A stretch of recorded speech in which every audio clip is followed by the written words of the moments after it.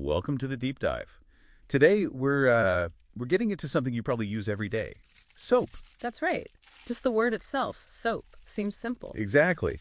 But its history is, well, surprisingly complex.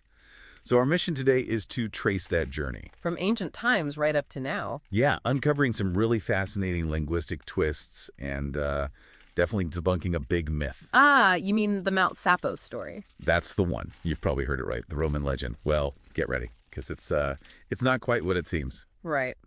It's funny how that Mount Sapo story took hold. It's, a classic folk etymology from ancient Rome, maybe around 100 BC. Going with the animal fat and ashes washing down the hill. Exactly. Washing down near the Tiber, making the sapo clay that supposedly helped with laundry. It's a neat story. It's just a story. Pretty much, yeah. Linguists have looked into it, and there's just no real evidence. No Mount Sapo, no special clay. It's more like an ancient urban legend.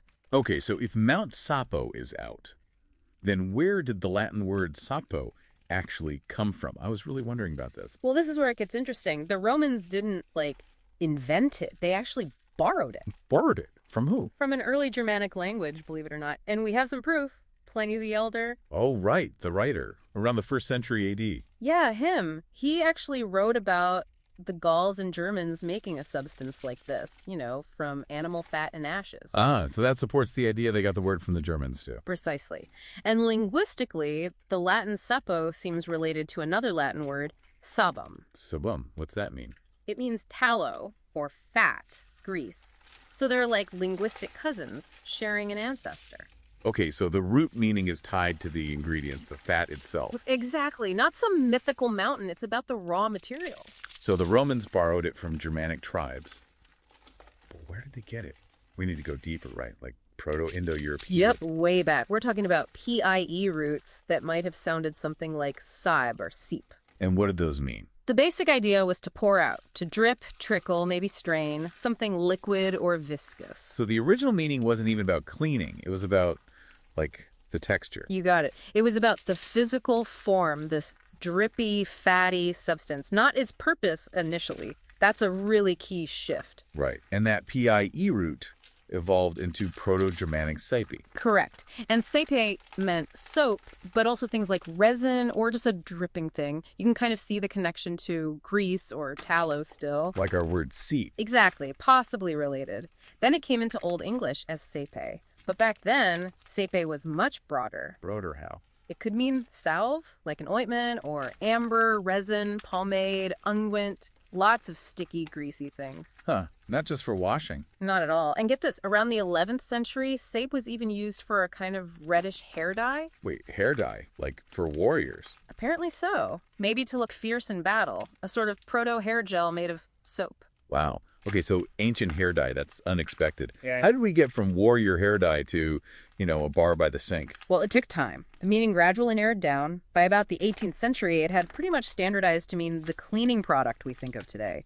Language adapting to how the stuff was mainly used. Okay, this is fascinating. But here's something else that blew my mind. The stuff itself, the actual soap-like substance, is way older than the word soap. Oh, absolutely. It totally changes how you think about it, doesn't it? We have evidence, from ancient Babylon around 2800 BC, they were boiling fats with ashes. 2800 BC, that's incredibly old. Right. And Sumerian tablets from 2500 BC mention using something similar for washing wool. Egyptians, too, around 1500 BC, maybe for skin conditions. So for ages, it wasn't really about washing ourselves. Yeah. More for laundry or maybe medicine. Largely, yeah. The first solid proof for skin cleaning comes later, maybe a Hittite tablet. Even the Romans, famous for their baths. They use oil mostly, right? Mostly oil, yeah. Though some physicians, like Galen in the 2nd century AD, did mention using soap for washing the body. And that evolution keeps going, doesn't it? Like with detergents. Totally. World War I, World War II, there were shortages of fats. So chemists created synthetic detergents. And now, a lot of what we call soap isn't technically soap. Exactly. It's often detergent. It's a great example of semantic generalization. The word soap expanded its meaning to cover these new cleaners, adapting to technology. Language is always moving. It really is. And the word itself traveled everywhere. That Proto-Germanic sapien. It's the direct ancestor of Dutch Zeep, German Seif, all the Scandinavian words. And then Latin sapka, which came from Germanic. Right, that then influenced the Romance languages. So you get Italian sapone, French savon. But it didn't stop there, did it? I read about the Arabic connection. Ah, yes, abun in Arabic, which itself came from Late Latin. And that Arabic word became a huge channel for spreading it further. Absolutely massive. Through trade and cultural exchange, abun found its way into Hindi, Turkish, Swahili. Even Japanese shaban comes from it. It shows how words travel with goods and ideas. It's just amazing. From a Germanic root, borrowed by Romans, spread via Arabic, all over the world. So when you look at it, the word soap is like a tiny living artifact. It carries traces of ancient chemistry, cultural borrowing, technological shifts, everything. It really makes you think. It shows how language is constantly shaped by history, by what we discover and how we interact across cultures. So the next thing you wash your hands, maybe pause for a second. Think about that little bar of soap. Yeah, all that history packed inside. Yeah. Myth, language, science. It makes you wonder what other everyday words have these kinds of hidden stories, right?